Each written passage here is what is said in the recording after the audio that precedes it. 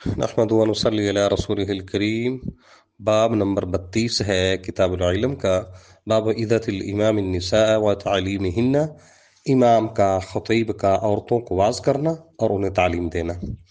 پچھلا باب تھا چونکہ گھر والوں کو ادب اور تعلیم سکھانے کے بارے میں۔ اب اس حدیث کا مطلب یہ نہیں ہے کہ جن کے گھر والوں کو ادب سکھا نہیں سکتا، تعلیم دے نہیں سکتا، وہ کسی اور کے پاس سیکھ نہیں سکتی یا کچھ سکھا نہیں سکتا، بلکہ خطیب، امام، خلیفہ وقت، حاکم وقت، اس کا بھی یہ فرض ہے، رسول اللہ کی سنت ہے کہ وہ عورتوں کی تعلیم کا بندوبست کرے، ان کو سکھائے۔ امام یہ ہے 98 نمبر حدیث ہے، یعنی 98 نمبر۔ امام بخاری رحمہ اللہ کے استاد ہیں سلیمان بن حرب، اور یہ حدیث صحیح بخاری کے اندر 16 مرتبہ آتی ہے۔ سیدنا عبداللہ بن عباس رضی اللہ تعالیٰ عنہ بیان فرماتے ہیں کہ ان رسول اللہ صلی اللہ علیہ وسلم خارجہ، یہ عیدین کے اجتماع کا واقعہ ہے۔ یہ ان لوگوں، وہ جو لوگ کہتے ہوتے ہیں کہ عورتوں کو جانے کی ضرورت نہیں، یہ ان کے بھی یہ خلاف حدیث ہے کہ رسول اللہ کی سنت کچھ اور ہے۔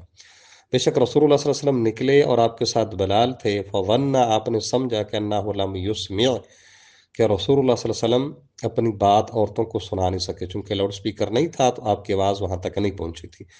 اب رسول اللہ صلی اللہ علیہ وسلم فوعظہن، ان کو واعظ کیا، وامرہن، اور ان کو حکم دیا صدقے کا، یعنی اب یہ غیر مرد یعنی رسول اللہ صلی اللہ علیہ وسلم وعظ نصیحت فرما رہے، اور ان تعلیمات میں سے ایک یہ تھا کہ وہ صدقہ کریں۔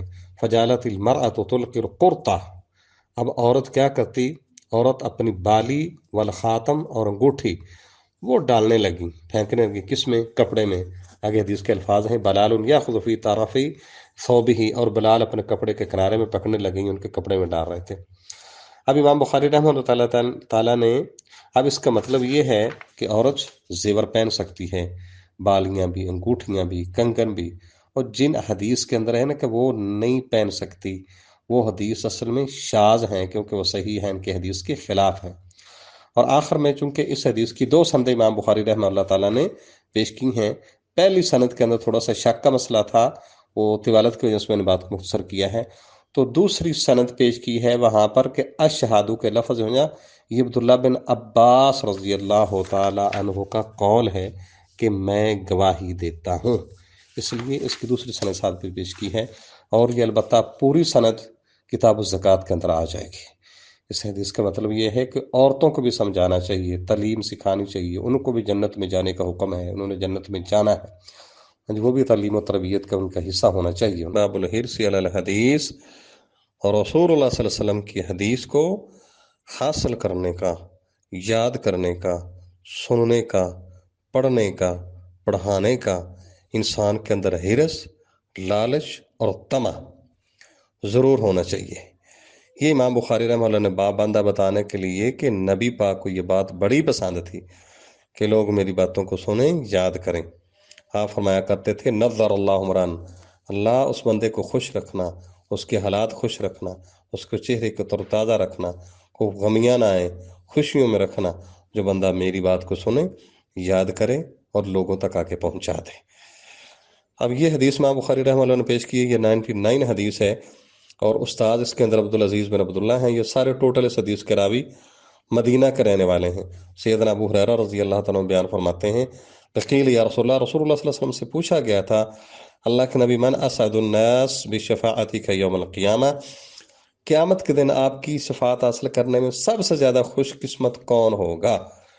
رسول اللہ صلی اللہ علیہ وسلم نے فرمایا، لقد ظننت یا ابا ہریرہ، ابو ہریرہ میرا بھی گمان اور خیال یہی تھا کہ اللہ یسألنی عن ھذا الحدیث احد اول منک، میں بھی یہی سمجھتا تھا کہ اس بات کے متعلق آپ سے پہلے کسی اور نے سوال نہیں کرنا، کیونکہ لما رأیت من حرصک علی الحدیث، کیونکہ میں دیکھتا ہوں کہ آپ کا حرص کتنا ہوتا ہے حدیث کو حاصل کرنے پر، کتنا طمع کرتے ہیں آپ، کتنا لالچ رکھتے ہیں کہ رسول اللہ کی حدیث کو سننا، یاد کرنا ہے۔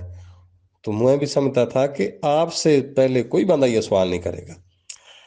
تو رسول اللہ صلی اللہ علیہ وسلم نے فرمایا، اسعد الناس بشفاعت یوم القیامہ، قیامت کے دن میری سفارش کا سب سے زیادہ مستحق آدمی، خوش نصیب آدمی وہ ہوگا جس نے سچے دل سے، خالص من قلبہ، لا الہ الا اللہ پڑھا تھا، سچے دل سے لا الہ الا اللہ کلمہ پڑھا تھا، مطلب اللہ کو خوش کرنے کے لیے، اور رسول اللہ صلی اللہ علیہ وسلم کی رضا کے لیے۔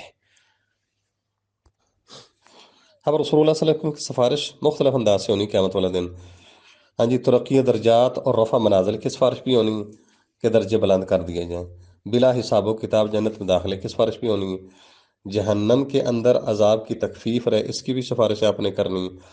دوزخ والوں کو ان میں سے کچھ لوگوں کو، اہل ایمان کو نکالنے کی سفارش بھی ہے رسول اللہ صلی اللہ علیہ وسلم نے کرنی۔ جس پر آگ پکی ہو چکی اس کی سفارش بھی کرنی، اس کو آگ میں نہ ڈالا جائے۔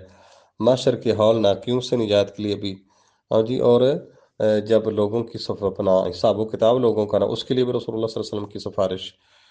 یا رسول اللہ صلی اللہ علیہ وسلم کی سفارش مختلف قسم کی ہونی، کافی ساری 8 قسم کی ہیں، انشاءاللہ آگے چل کے بیان ہو جائیں گی جب سفارش کا بیان ہوگا۔